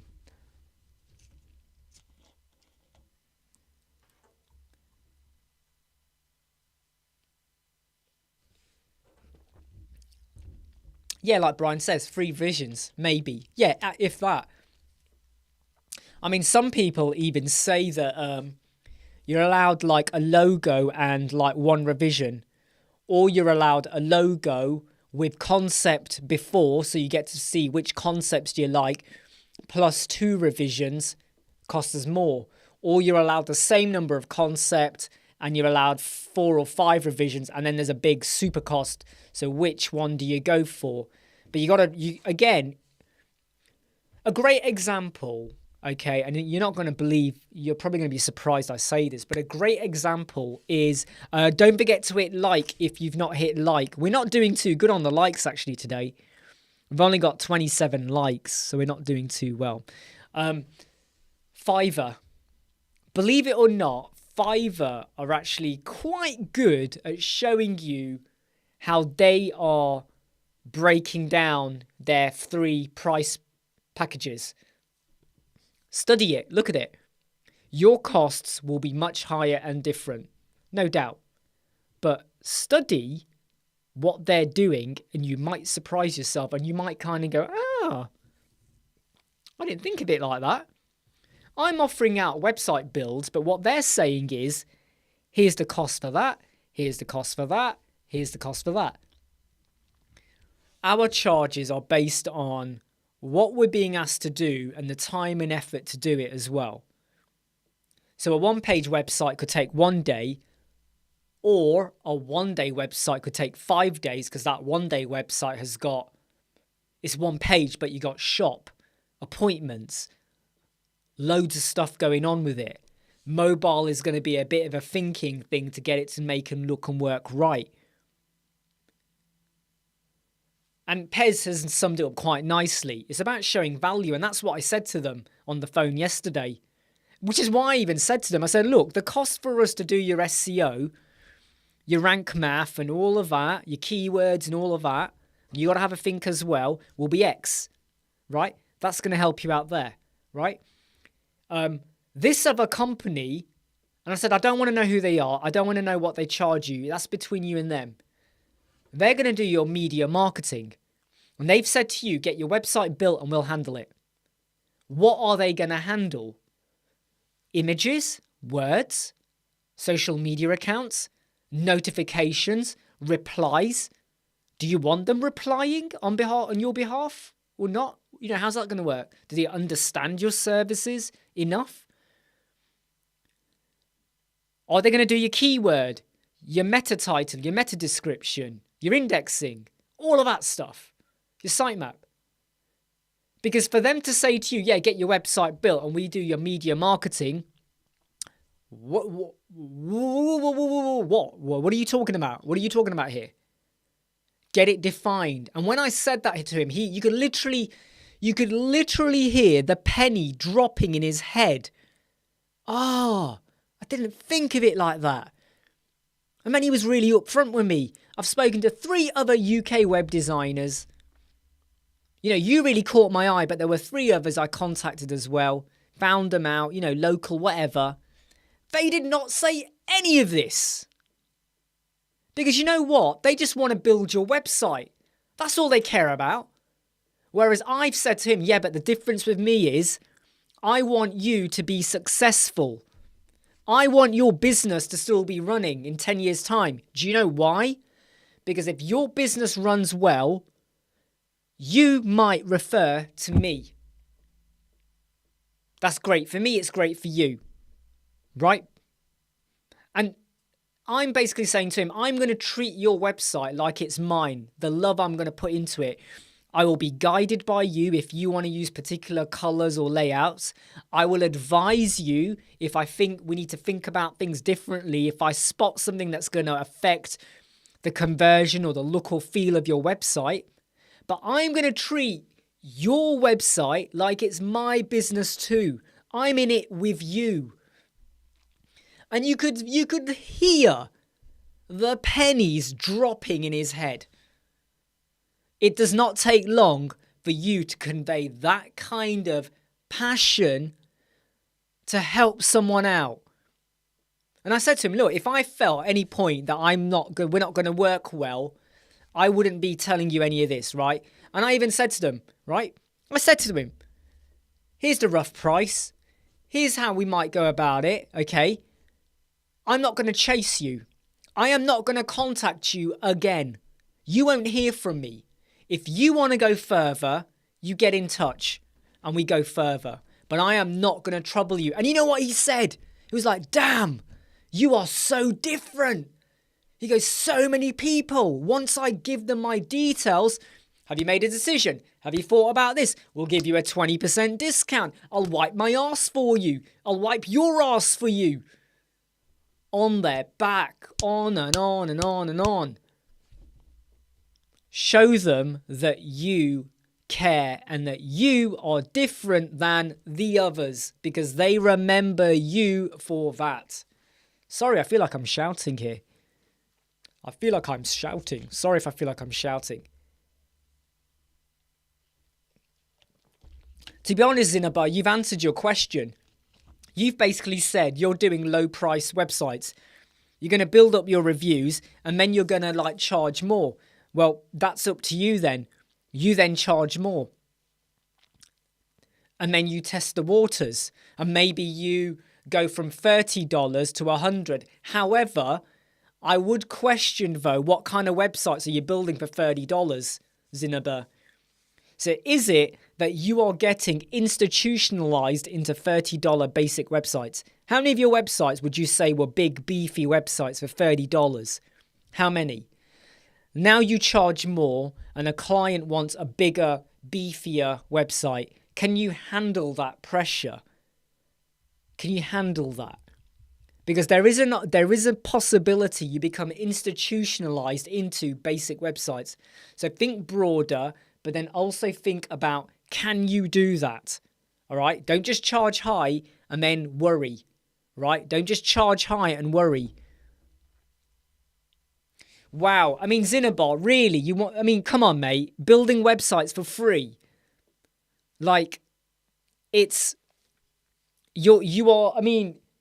You are completely devaluing yourself and you are going to get taken for a ride by shit-assed customers. I say shit-assed because their shit is so thick, it's all over their ass, okay? Shit-assed customers are going to take the piss with you. So unless it's for a charity or a local business that you care about and you want to help them out and you want to give them a helping hand, basic website, you don't do stuff for free. Right? But Zinabar, I'll tell you now, to just do it for free, expecting the seeds to grow, if you want to go down that frame of mind, it might work for you, but you are going to get hit as well by people that take the mick. Protect yourself. Protect your time. What's the earnings potential as a freelancer, Shubnam? I mean, again, what I would say to you is you should know this. Do you know anyone? What country are you in? Where are your clients going to come from? Pakistan, Bangladesh, Timbuktu, Eastern Island, UK, US, Germany. Where are you going to get your clients from? And I say this time and time again. If you want to be a web designer, but you have not thought about where you're going to get clients from, then you need to stop. Because you are now aiming for a certain growth pattern or potential earnings, but you haven't even thought about where you're going to get clients from. So your earnings are relative to the market you're going to be going for.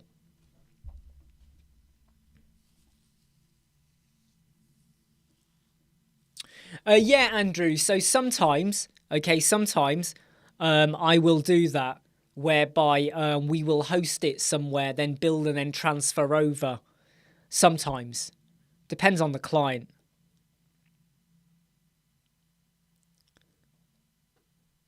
Let me just check the comments. TLC, been in business for 25 years and I'm dead right.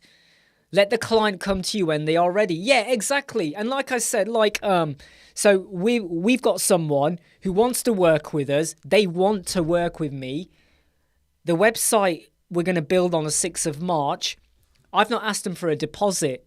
I've not asked them to sign a contract. Do you know what I said to them? Yeah, we'll work with you, but I want you to think about your images and your content. Go and do it. Do your homework. Think about your wording. Get that back to me next Tuesday. If I like it, and I don't think there's any issues, I will then send you the invoice and the contract. You sign, you pay, we start on the 6th of March. I don't want no money from you.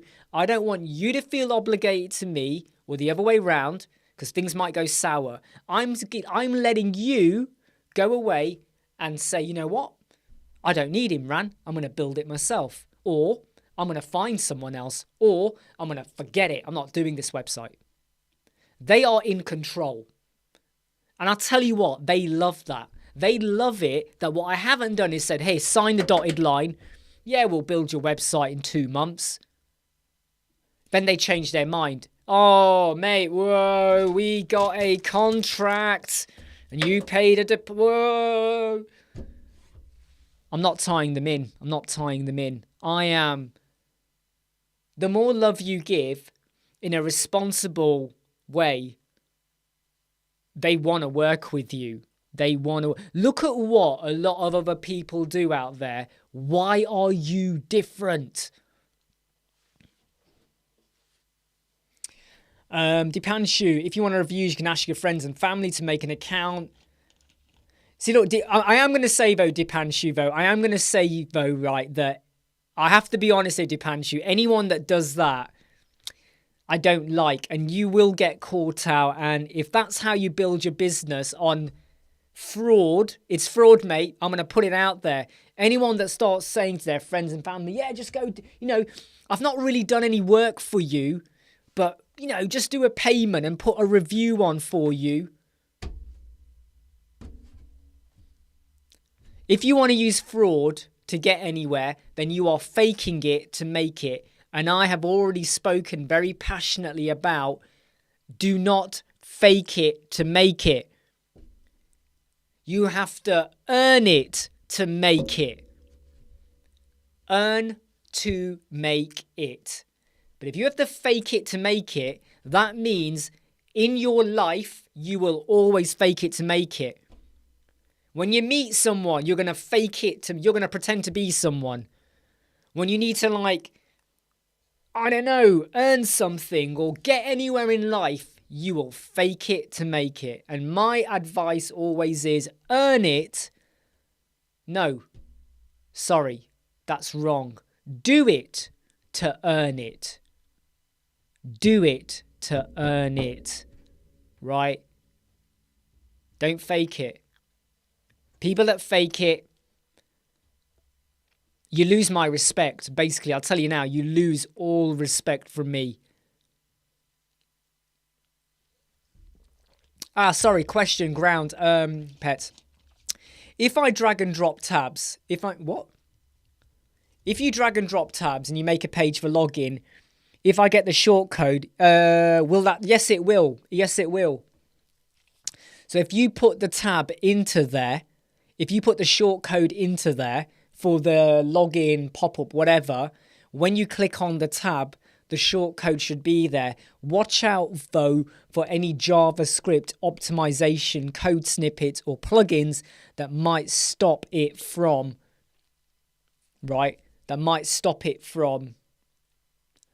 going to the form or anything like that.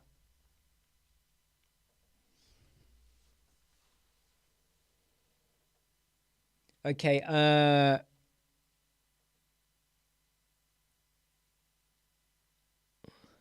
right, okay, let me just check the questions. Just create beautiful opt-in page. Right, okay, sorry. Someone has sent me a question. Not Abdul Salam. Someone... Yeah, it was Abdul Salam. Someone sent me... Oh, that's a connection for something. I'm just checking, but someone sent an email. Where's it gone? Someone sent an email. Where's it gone? Did I delete it? Did someone just send me an email? Can I just check? Let me just check my bin. So I've got to check my bin. No. That was a fake. I don't mean a fake post, but it was a rubbish post. Yeah, sorry. Yeah, someone sent something, but it was a connection for LinkedIn. Sorry. Got myself mixed up then.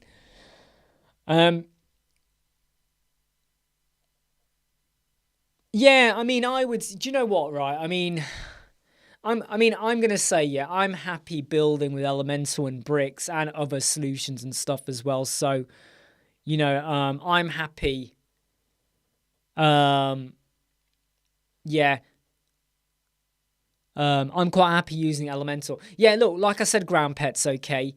When you have the tab and you put your shortcode in, make sure you test it. So what you got to do is go to an incognito window and test it actually works. Because you might be on Elemental preview and it works, but in the real world it doesn't work because your optimization might kick in. And sometimes if you kind of overdo the JavaScript optimization and all of that, it doesn't work. Because technically, you see, the shortcode is firing off JavaScripts inside for that form or whatever it is. That's now inside a tab. Another load of JavaScript stuff going on there, right? So if you over-optimize, you might see the tab, but it might not respond properly. So double check that. Build it, test it out, check it works, and then go incognito or a private window. Otherwise, all that effort for nothing. I mean, look, I started off with HTML in the old days. I mean, not that old. We're talking about 19 years ago now. 19 years ago, 2003, 2000. Yeah, 19 years ago, right? I was HTMLing and CSSing and JavaScripting. Well, not really JavaScripting, but yeah, things got messy then. Hey, Mukesh, I was doing stuff, but I really feel like I was reliant too much on templates. Theme Forest. You use WordPress and you are spending $40, $50 every 3 or 4 weeks on a new theme. But you're always limited because of the theme. You're always limited. And it was okay, but it always used to I want to do more, but I can't do more, And it was annoying. But lo behold, we had Elemental, right? We had other page builders, and the world opened up for us to do a whole lot more stuff. Not really tried Hoverify at the moment. Zinaba, if you are starting today in the field, how will you approach to get into freelancing? Okay, Zinaba, here's what you need to do, okay? Here's what you need to do, Zinaba. Hold up, mate. Let me show you what you need to do. And I'm not going to answer this question, mainly because we've kind of spoken about this many, many times, okay? And I'm going to tell you, you need to go and get this. And I know you probably won't get this. And the reason I know that is because everyone wants something for nothing. But if you really want to get a head start in understanding what you need to do, you need to stop spending money on cinema tickets. You need to stop spending money on biryani and samosas and fancy foods and going out with your friends partying. And you need to invest. I mean, Mukesh, I'm not sure. I don't know what your emojis are for, but you need to invest, Zinaba. in a training course on how to help yourself out. You need to help yourself out, okay? And if you do that, that you will be fine, my friend, okay? But if you want to try and help yourself out, you got to think about your local businesses. You got to think about, do you know anyone who needs a website built? Do you want to, this is what you got to think about. Now, I mean, to be honest, Dipanshu, I haven't lost respect for you, but I would say, Dipanshu, that don't do that. Because you know what? Let me tell you something, right? Let's say you start off and you get 10 of your friends to give you a 5-star review. 5-star, hit like, 5-star review. Every time you see those reviews, what are you going to feel? Good? Happy? Elated? Bombastic? What are you going to feel? Now compare that to you've only got 2 reviews on your website. 2. Because that's all you've earned so far, 2 reviews. But those 2 reviews were from real people saying, Dipanshu did an amazing job for me. Inderpreet went above and beyond. Zinaba understood the spec, built out a website, and it's working amazing for me. Brian sorted out our social media marketing, and him and his friend John even did a video to explain things for me. I now have I know that I can get on with my business. You have 2 genuine reviews, and the buzz you will get from that is amazing. Whereas 10 what? 10 fake reviews. It's like when you do something really well at work and someone goes, oh yeah, good job, yeah, well done. Whereas someone else is like, wow, you worked good for that. You worked your socks off for that. And they appreciate what you done. The 10 people that went, oh yeah, good job, compared to the one who's like, wow, you delivered. What's worth more? The 10 pats on the back, oh yeah, well done, you did really well. Or the, wow, what hits you hard, mate? What hits you hard? Mukesh, I'm not sure what you mean, mate, because you keep saying update, so can you clarify a bit more, Mukesh? Or maybe this is what gets you excited, Mukesh. Maybe this is the kind of person you are. I don't know. You got to tell me. Exactly. And that is why, yeah, fake it to make it, bull. Okay, Gregor, here's the easy answer, right? Here's the easy answer, Gregor. You build a page.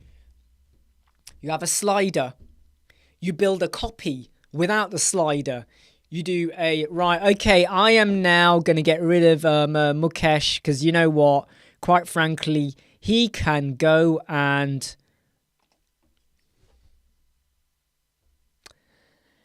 basically he can F off. Okay, there, I said it. So Gregor, you have 2 pages, copies, duplicate, one with a slider, one without slider. Do your page speed insight. What does it show? What does it show? And there you go. There's your starter. There's your starter, right? And Michael's even written out the exact wording. You don't need ChatGPT on this video YouTube channel, right? You got Michael. Michael D rhymes with ChatGPT, right? We got MD. That's what we've got. MD.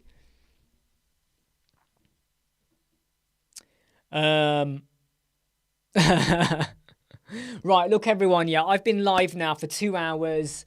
I am going to jump off now, mainly because I really haven't got as much done this morning as I really wanted, and it's now afternoon time, 12:43. I really want to hit some email replies, working on this website. I really want to have a fantastic day right now. So I am going to say 2-minute warning, okay? 2-minute warning, final questions, drop them in. I'll try and answer them now. I hope you've enjoyed the live chat, by the way. It's been a bit varied. I've been a bit vocal about fake it to make it and stuff like that, okay? I